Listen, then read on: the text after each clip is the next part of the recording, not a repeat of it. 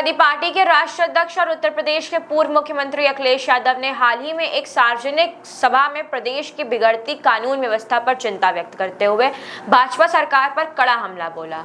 उन्होंने विशेष रूप से महिलाओं के खिलाफ बढ़ते अपराधों को लेकर सरकार को कटघरे में खड़ा किया और दावा किया कि प्रदेश की स्थिति कभी इतनी बदतर नहीं थी जितनी वर्तमान में है।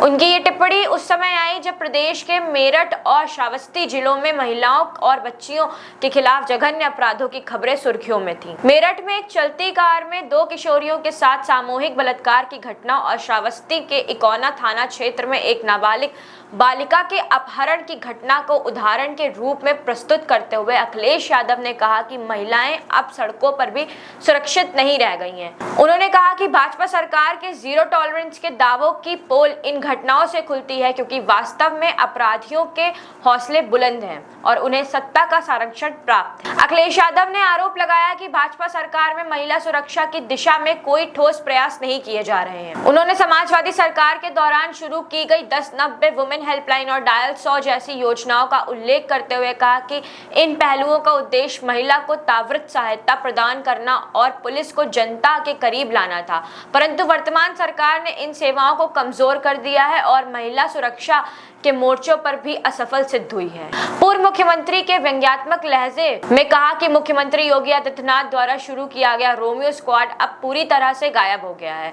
अखिलेश यादव के अनुसार ये दस्ता महिला सुरक्षा का प्रतीक बन सकता था, लेकिन आज इसकी कोई चर्चा नहीं है और न ही इसका कोई प्रभाव दिख रहा है। इसके विपरीत रोजाना अखबारों में बेटियों के साथ हो रही दरिंदगी की खबरें छप रही हैं और सरकार मौन है, निष्क्रिय है। अखिलेश यादव ने यह भी आरोप लगाया कि प्रदेश की कानून व्यवस्था जाति और धर्म के चश्मे से देखी जा रही है। उनके मुताबिक अगर किसी अपराधी का संबंध सत्तारूढ़ दल या किसी प्रभावशाली जाति या संप्रदाय से है तो उस पर कठोर कार्रवाई नहीं की जाती। वहीं अगर कोई साधारण व्यक्ति या किसी पिछड़े वर्ग से आता है तो कानून तत्काल सक्रिय हो जाता है। इस दौरे मापदंड से आम जनता में भय का माहौल है, खासकर महिलाओं और बच्चियों में। उन्होंने कहा कि उत्तर प्रदेश का नाम आज सिर्फ अपराध, बदनामी और अराजकता के लिए लिया जा रहा है। ऐसा पहले कभी नहीं हुआ। भाजपा के सबका साथ सबका विकास जैसे नारे और बेटी बचाओ बेटी पढ़ाओ जैसी योजनाओं को उन्होंने दिखावा करार दिया है और कहा कि वास्तविकता में ये नारे सिर्फ कागजों और भाषणों तक ही सीमित रह गए हैं। उन्होंने कहा कि महिलाएं सशक्तिकरण की बातों करने वाली सरकार अब क्यों चुप रहती है जब उत्तर प्रदेश के मासूम बच्चियां दुष्कर्म का शिकार होती हैं या सार्वजनिक स्थानों पर महिलाएं असुरक्षित महसूस करती हैं। उन्होंने दावा किया कि प्रदेश की जनता अब सब समझ चुकी है कि और 2027 के विधानसभा चुनाव में भाजपा सरकार को सबक सिखाने के लिए तैयार है। उनके अनुसार आम जनता, विशेषकर महिलाएं, किसान और युवा अब समाजवादी पार्टी को ही अपना आशा का किरण मान रहे हैं क्योंकि सिर्फ वही पार्टी उनके अधिकारों की रक्षा कर सकती है और प्रदेशों को विकास की राह पर पुनः अग्रसर कर सकती है। उन्होंने ये भी जोड़ा कि जब समाजवादी पार्टी सत्ता में थी तब महिलाओं के खिलाफ अपराधों पर अंकुश लगाने के लिए ठोस कदम उठाए गए थे। उन्होंने डायल 100 प्रणाली का राज्य में कानून व्यवस्था सुधारने की दिशा में एक क्रांतिकारी कदम बताया, जिससे पुलिस 15 से 20 मिनट में घटनास्थल पर पहुंचती थी। उनका मानना है कि भाजपा सरकार ने इस प्रणाली की उपयोगिता को समझने के बजाय इसे अप्रासंगिक बना दिया है। इस दौरान उन्होंने वर्तमान सरकार पर यह भी आरोप लगाया कि वह मुद्दों से भटकाने के लिए धार्मिक ध्रुवीकरण और जातीय तनाव को बढ़ावा दे रही है। उनका यह कहना था कि जब भी राज्य में अपराधों पर सवाल उठते हैं, सरकार तुरंत धर्म या देशभक्ति जैसे मुद्दों की आड़ लेने लगती है। उन्होंने कहा कि यह रणनीति अब पुरानी हो चुकी है और जनता अब असल मुद्दों को पहचानने लगी है। इस पूरे भाषण के दौरान अखिलेश यादव भावुक भी दिखे। उन्होंने कहा कि उत्तर प्रदेश की जो प्रतिष्ठा कभी देश भर में एक मजबूत सांस्कृतिक और सामाजिक राज्य के रूप में थी, वे अब अपराध, बलात्कार और पुलिस की नाकामी की कहानियों में सिमट गई है। उन्होंने कहा कि ये स्थिति अत्यंत शर्मनाक है और इसे ठीक करने के लिए राजनीतिक बदलाव अनिवार्य है। उनके इस भाषण की राजनीतिक मायने भी हैं क्योंकि ऐसे समय पर आया है ये मामला जब उत्तर प्रदेश में 2027 के विधानसभा चुनावों को लेकर माहौल बनना शुरू हो चुका है। भाजपा जहां विकास और राष्ट्रवाद के एजेंडे पर चुनाव लड़ने की तैयारी कर रही है, वहीं समाजवादी पार्टी महिला सुरक्षा, किसान समस्या और बेरोजगारी जैसे जमीनी मुद्दों को प्रमुखता दे रही है। विशेषज्ञों का मानना है कि अखिलेश यादव का ये तेवर आने वाले समय में और भी आक्रामक रूप ले सकता है।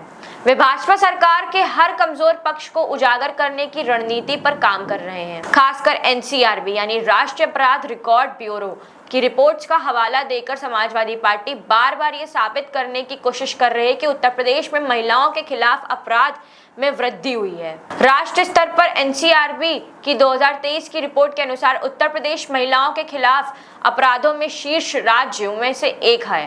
राष्ट्रीय स्तर पर एनसीआरबी की 2023 की रिपोर्ट के अनुसार उत्तर प्रदेश में महिलाओं के खिलाफ अपराधों में शीर्ष राज्यों में से एक है। इस रिपोर्ट का हवाला देते हुए विपक्ष ने यह तर्क दे रहा है कि डबल इंजन सरकार के दावे जमीनी हकीकत से मेल नहीं खाते। राजनीतिक विश्लेषकों के अनुसार अखिलेश यादव का यह आक्रोश न केवल उनके राजनीतिक एजेंडे का हिस्सा है, बल्कि समाज में एक वर्ग विशेष रूप महिलाओं और युवाओं को अपने पक्ष में लामबंद करने की कोशिश भी है। उत्तर प्रदेश की राजनीति में महिला अब एक निर्णायक मतदाता वर्ग बन चुकी है और अखिलेश का ये सीधा संवाद उन्हीं तक पहुंचने की रणनीति मानी जा रही है। भविष्य की दृष्टि से देखा जाए तो यदि समाजवादी पार्टी इस मुद्दे पर लगातार मुखर बनी रहती है और महिला सुरक्षा को लेकर कोई ठोस जन आंदोलन खड़ा कर पाती है तो भाजपा को आगामी चुनावों में महिला वोट बैंक को लेकर चुनौतियों का सामना करना पड़ सकता है। हालांकि भाजपा नेताओं की ओर से अखिलेश यादव के इस बयान पर तत्काल कोई औपचारिक प्रतिक्रिया नहीं आई है, लेकिन पार्टी के अंदरूनी सूत्रों के अनुसार भाजपा नेतृत्व इस बयान को गंभीरता से ले रहा है। महिला सुरक्षा का मुद्दा भाजपा की ब्रांडिंग के लिए अहम रहा है और अगर ये छवि कमजोर होती है तो चुनावी रणनीति को झटका लग सकता है। वर्तमान राजनीतिक समीकरणों में ये स्पष्ट है कि उत्तर प्रदेश की राजनीति अब परिपक्व मतदाताओं के दौर में प्रवेश कर रही है, जहां नारे या भावनात्मक मुद्दों से काम नहीं चलने वाला। जनता ठोस परिणाम चाहती है और हर जगह हर वर्ग में अपने सवालों के जवाब मांग रहा है। अखिलेश यादव के इस आक्रोश में सिर्फ राजनीतिक प्रतिरोध नहीं बल्कि एक गंभीर सामाजिक चेतावनी भी छिपी है। यदि महिलाओं की सुरक्षा सुनिश्चित नहीं की गई तो किसी भी सरकार की स्थिरता और विश्वसनीयता पर प्रश्नचिह्न लगना स्वाभाविक है। इसलिए यह वक्तव्य केवल एक बयान नहीं बल्कि उत्तर प्रदेश के सामाजिक परिदृश्य पर एक आईना है, जिसमें सत्ता और प्रशासन की जवाबदेही की मांग की जा रही है। आपकी क्या राय है, ये हमें कमेंट बॉक्स में जरूर बताएं और ऐसी और खबरों के लिए देखते रहें द पेज 19।